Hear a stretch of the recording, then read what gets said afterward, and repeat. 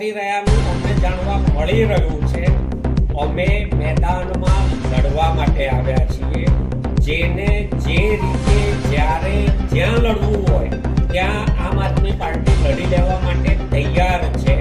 અધિકારીઓને આપના માધ્યમથી હું એક વાત બહુ સાફ કહેવા માંગુ છું કે કાચના ઘરમાં રહેતા લોકો બીજાના ઘર પર પથ્થરો મારવાની હિંમત ના કરે. કાચના ઘર ક્યારે કડડડ બુશ થઈ જશે ખબર નહીં પડે. સાબરકાંઠા અરવલ્લી જિલ્લો રાજસ્થાનથી આવતા દારૂ, અહીંયા ચાલતા દારૂના અડ્ડાઓ, ડ્રગ્સના દૂષણો અને 2 નંબરની હેરાફેરીઓથી મુક્ત નથી. અહીંની એલસીબી એ નથી જાણતી. અહીંના એસપી સાહેબ અથવા બીજું તંત્ર જો એ નહીં જાણતું હોય તો અમે જનતા રેડ કરીને જણાવીશું કે અહીંયા આ ચાલી રહ્યું છે. નિર્દોષ પશુપાલકો ખેડૂતો પર ક્યારેય અત્યાચાર કરવાની કોશિશ કરી તો પશુપાલકો અને ખેડૂતો પહેલા પહાડની જેમ આમ આદમી પાર્ટી તમારી સામે ઊભી છે. એને કચડ્યા વગર તમે ખેડૂતો અને પશુપાલકો સુધી નહીં પહોંચો. તમે આનું ધ્યાન રાખો. સરકારો આવશે અને જશે, નેતાઓ આવશે અને જશે. ખેડૂતો અને પશુપાલકો કાયમી હતા, કાયમી છે અને કાયમી રહેવાના છે. એમની સામે ખોટી આંગળી કરવાની કોશિશ કોઈ ના કરે એવું તમારા માધ્યમથી સાફ કહેવા માંગુ છું. સહાયની વાત હતી જે અમારા માનનીય મહામંત્રી સાગરભાઈએ વાત કરી એ મુજબ 5 માંગણી છે. જે પશુપાલકોના જે પરસેવાના કમાણીના પૈસા છે એ સાબર ડેરી કેવી રીતે વ્યય કરી રહી છે, કેવી રીતે ખોટી જગ્યાએ વાપરી રહી છે, ઓનલાઈન ડેટા ચડાવવામાં આવે, ક્યાંક ને ક્યાંક થર્ડ પાર્ટી ઓડિટ, આ તમામ જે માંગણીઓ છે આ માંગણીઓ લઈ અને પશુપાલકો જ્યારે મેદાનમાં આવ્યા છે ત્યારે પશુપાલકોનો અવાજ દબાવવાના પ્રયત્ન સાબર ડેરી, ભારતીય જનતા પાર્ટીએ પોલીસને આગળ કરી પશુપાલકનો અવાજ દબાવવાના પ્રયત્ન કર્યા છે.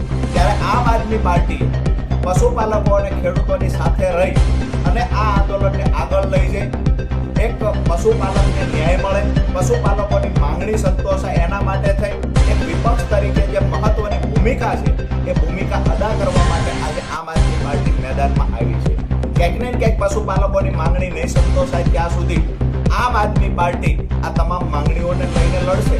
પણ આવનાર સમયમાં માત્ર સાબર ડેરી નહીં, સૌરાષ્ટ્રની અંદર પણ જે ડેરીઓની અંદર કૌભાંડો થાય છે, જે ડેરીની અંદર પરસેવાના કમાણીના પશુપાલકોના પૈસા બારોબાર ચાવ થઈ જાય છે, બારોબાર કેમિકલ યુક્ત દૂધ પધરાવી ઓરિજિનલ દૂધનો બારોબાર વેપાર થાય છે, ક્યાંક ને ક્યાંક પાણીના ટેન્કર ભરીને ઓરિજિનલ દૂધનો બારોબાર વેપાર કરવામાં આવે છે. આ તમામ ઘટનાઓ ડેરી સંચાલકો દ્વારા આ તમામ પ્રકારના કૃત્ય કરવામાં આવે છે. ત્યારે તમામ જિલ્લાઓની અંદર અહીંયાથી જે આગ લાગી છે એ આખા ગુજરાતમાં પ્રસરી જશે. અમે અપેક્ષા રાખીએ છીએ કે સાબર ડેરીના પશુપાલકો જે ખરેખર આંદોલનનો રસ્તો અપનાવ્યો છે ત્યારે સરકારે મધ્યસ્થી કરવી જોઈએ.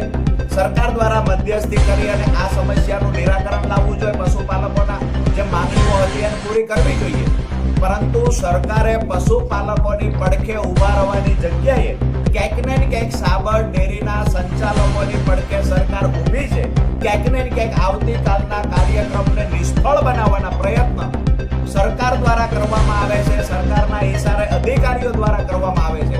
આજે ખરેખર સાબર ડેરીમાં જે પશુપાલકો દૂધ ભરે છે આ પશુપાલકોની અપેક્ષા હતી સરકાર પાસે કે જ્યારે અમારી સાથે અન્યાય થાય તો ડેરીની પડખે નહીં પણ અમારી સાથે સરકાર ઊભી રહે છે. જે સરકારને અમે મત આપી અહીંયાથી ચૂંટાઈને મોકલ્યા છે, એ ધારાસભ્ય હોય, સાંસદ હોય કે પછી આખી સરકાર હોય, અમારી સાથે ઊભા રહે છે આવી અપેક્ષા પશુપાલકોની હતી. પરંતુ પશુપાલકોની સાથે નહીં, સરકાર આજે ડેરીની સાથે ઊભી છે. ત્યારે મજબૂત વિપક્ષ તરીકે આમ આદમી પાર્ટી પશુપાલકોની સાથે ઊભી છે. આવતીકાલે અહીંયા જ્યારે કાર્યક્રમ થવા જઈ રહ્યો છે, પશુપાલક ખેડૂતોનો મહાપંચાયતનો જે આયોજન કરવામાં આવ્યું છે, હું આપના માધ્યમથી વિનંતી કરીશ સાબર ડેરીમાં જે પશુપાલકો દૂધ ભરી રહ્યા છે આ તમામ પશુપાલકોને વિનંતી કરીએ છીએ કે આવો આ લડાઈને મજબૂત બનાવીએ. આવતીકાલે મોટી સંખ્યામાં અહીંયા જ્યાં કુમકુમ પાર્ટી પ્લોટમાં આયોજન કરવામાં આવ્યું છે અહીંયા આપ સૌ મોટી સંખ્યામાં હાજર રહો અને આપની લડાઈને વધારે મજબૂતાઈથી આગળ વધારવાના તમામ સાથે મળીને પ્રયત્ન કરીએ. આ લડાઈ મેં કહ્યું એમ માત્ર સાબર ડેરી પૂરતી નથી, આ લડાઈ આખા ગુજરાત અને સૌરાષ્ટ્રમાં થાય છે. પણ આ ડેરીનું જે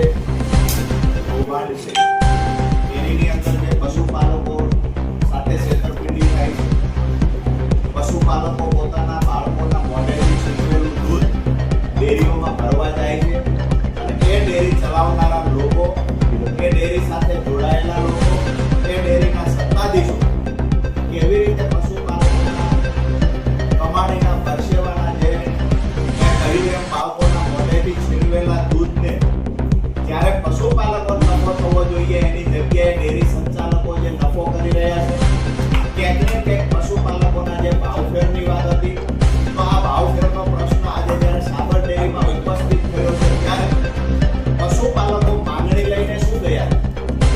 આજે વિસ્તારમાં ચર્ચા થાય છે ક્યાંક ને ક્યાંક ભારતીય જનતા પાર્ટીનો આઈટી સેલ હોય કે સાબર ડેરીમાં જોડાયેલા અમુક સત્તાધીશો જેને મલાઈ ખાધી છે, એ ક્યાંક ને ક્યાંક એવી વાત 2 દિવસથી ચર્ચાઓ વહેતી મૂકી છે કે અહીંયા સમાધાન થઈ ગયું છે, પશુપાલકોની માંગણી સંતોષવામાં આવી છે, તમામ આરોપીઓને જામીન મળી ગયા છે, આવી વાડિયાત વાતો કરવામાં આવે છે. પરંતુ આજે અમે પત્રકાર મિત્રોના માધ્યમથી સાબર ડેરી સંચાલકોને પૂછવા માંગીએ છીએ કે ખરેખર જે માંગણીઓ પશુપાલક લઈ ગયા હતા એ માંગણી સંતોષવામાં આવી છે ખરા?